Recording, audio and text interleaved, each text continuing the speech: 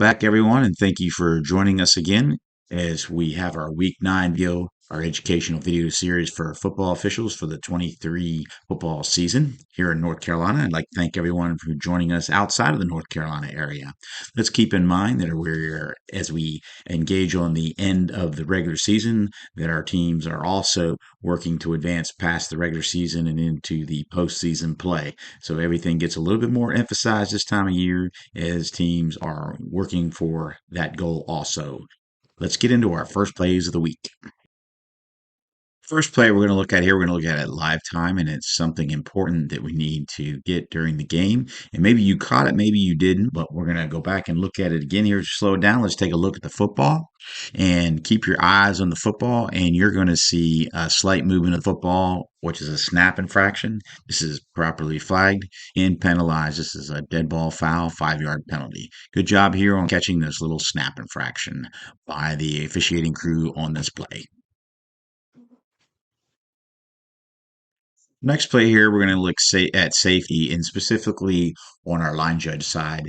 And so this ball's being snapped inside the 5-yard line. So on the snap, two wing officials, a head linesman, line judge, want to immediately go to the goal line. But keep in mind, although we're on the goal line, we want to be careful of our safety. And notice where our line judge here, about 2 yards off the pylon, and this play begins to end up pressing that pylon.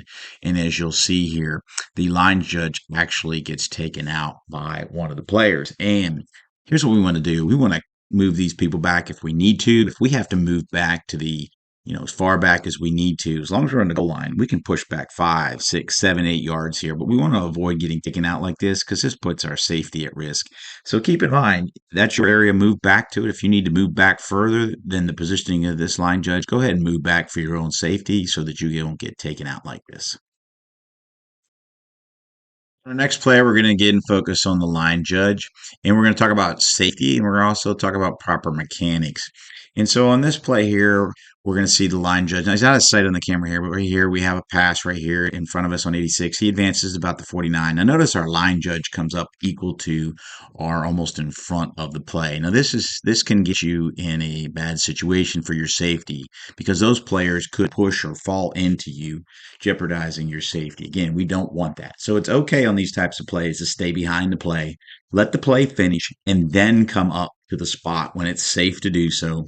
Get your spot and then stop the clock and so forth. But don't come up too early. Trail behind the play for your safety and also so that you don't get involved in the play or get ahead of the play. Next play here again, we're going to take a look at a wing official. In this play, it's going to be the head linesman, which we're going to see come into view once the play develops, as we're going to have a running play towards the head linesman's side here. And we're going to see the head linesman getting up in front of the play and having to turn backwards to where the ball is. As the wing officials, we want we want the ball to be in front of us and we want to trail the play. One, that way we can see what's happening in advance. And two, also for our safety again. So let the play go ahead and proceed in front of you. You trail the play. You don't have to be in front of the play. You don't have to be equal with the play. You can trail behind the play and effectively officiate these types of plays and also maintain a safe distance to prevent any type of risk to you. Keep that in mind on the wings. Our next play involves a kickoff. This is a kickoff from the 20-yard line after a safety. And so we're going to look at live time through, and then we're going to come back to it and break down several things on this play that happened and how we can more effectively cover these types of plays because it's really important, these types of plays, to maintain our area of responsibility.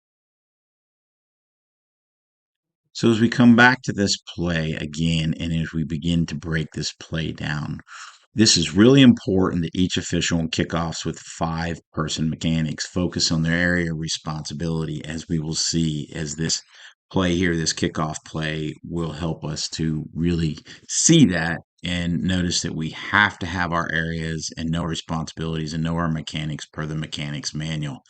And it's really important that we get those specifically implemented during these plays. So the first thing I want you to know is you look across the field and you can see the head linesman's kickoff has actually, he's turned and he's now facing towards the receiver and he's looking back that way, not looking forward to where the engagement of the two teams is going to happen in the blocks and so forth, he's looking back at the receiver, which is actually the referee's responsibility.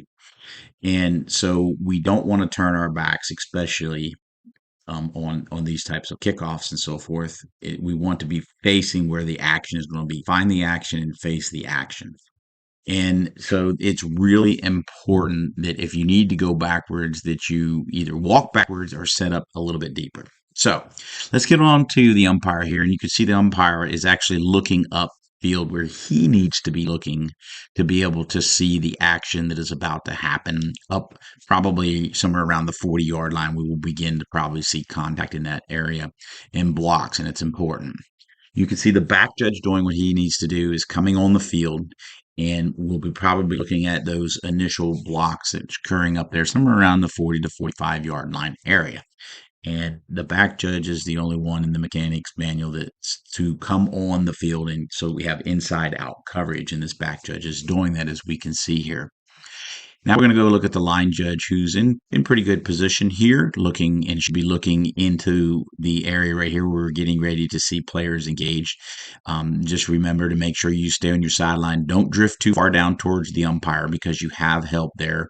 You want to keep that area of cushion between you and the umpire so it doesn't get too close. That gives us better coverage and balance in that coverage. And that's important to keep in mind. Sometimes we drift too far, but keep in mind you've got that umpire down your help there. Now, we still have the head linesman over there on the far side of the field looking back that way and also winding the clock. We need to trust our referee here that the referee will wind the clock, and we don't need to wind the clock because the clock operator is not going to be looking over there. The other thing is here, as you can see, we have 30 or 30 more yards between where the ball is and where our action is, where our blocks are taking place. So our focus really needs to be up there where the action is taking place, up around the 45 to 40-yard line. You see our umpire here is probably looking over at those blocks, or should be looking at somewhere in that area, those blocks, to make sure those blocks are legal. And that's a good job here by the umpire. He's not looking back at the ball because nothing's going to really happen back there other than the receivers either go touch the ball, muff the ball, fumble the ball. So the umpire's doing a good job here of looking where he needs to be at these blocks from what this video tells me. We probably have the referee back there, and the referee, although he's responsible for the receiver, he can also, once he catch that ball, he can start looking up into the middle of the field or starting to find blocks that potentially the referee can see to make sure they're legal. And also, we're estimating here that the back judge is probably looking at that action, maybe, right up there around before the 40-yard line, because we've got some players there. That may be his focus because that's the closest to him. But as we look across the field, we have a couple areas where we have players from opposing teams beginning to engage. And this is where it makes it a little difficult because we have the head linesman down there and still kind of not facing upfield where they need to be. And we have this block right here inside the goal circle right there at the 45-yard line. And look, you can see how that player, it looks like he gets taken down potentially a hold. And, we're looking at it from a distance here, but the runner's going to go right up that arrow for a touchdown in this play. And so we really need to have eyes on that block to see if that was a legal block or not, or to determine if there was or was not a hold. But when we're looking the wrong direction, the official will not be able to see the legality of that block and not be able to make a ruling on it. And as you can see in this play, that block, the legality of that block was important on the results of this play. Now, we do have another flag here thrown by the line judge. It does go against the receiving team. But as you can see here, it is so vital and important that we see the legality of all the blocks involved, as block that may or may not have been seen here and whether it was potential hold or not is more important to see that block, rule on that block, than it is to be looking back at the receiver and catching the ball when the play is in the middle of the field like that. In several of the past week's videos, I've talked about off ball and dead ball officiating, and here we have another off ball, kind of dead ball officiating scenario. And we're going to focus on this player right here, number 10 in the white jersey inside the gold circle. And we're going to look at his action on this play as it's away from the ball. It's not at the point of attack. And we're going to see the action that he does has nothing to do with football play. He comes down, he's blocking, and then he decides to go down and grab the player by his legs and basically dump him to the ground. And you can see we have a flag right there. And this is a good job by the officiating crew on seeing this on this play. It's like I said, the run goes back up more towards the middle, and this is away from that action, but the officiating crew catches this and does a good job of, flagging this because this is unnecessary and an inappropriate conduct. So we get into our final play this week. We're going to focus on specifically the mechanics and proper mechanics here that are going to be demonstrated by both our head linesman and line judge on this play as we see inside the gold circles. And this is just a simple running play up the middle. But when we see the mechanics here that these two officials demonstrate, it really makes quality mechanics. It really demonstrates proper mechanics that we should be seeing on every play involved with our two wing officials. And you can see the simple run up the middle. We see the forward progress spot, and then we see our two wing officials coming in, and they give the proper signal, the dead ball signal, to give instructions to the play clock operator to reset that play clock. We see them coming off the sidelines, coming in, mirroring each other, which is important to get a good spot, helps the umpire.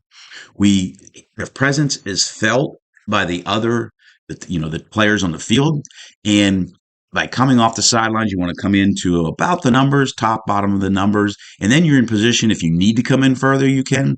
If you don't, once the ball is spotted, you can back out to your sideline and get in your position ready for the next play.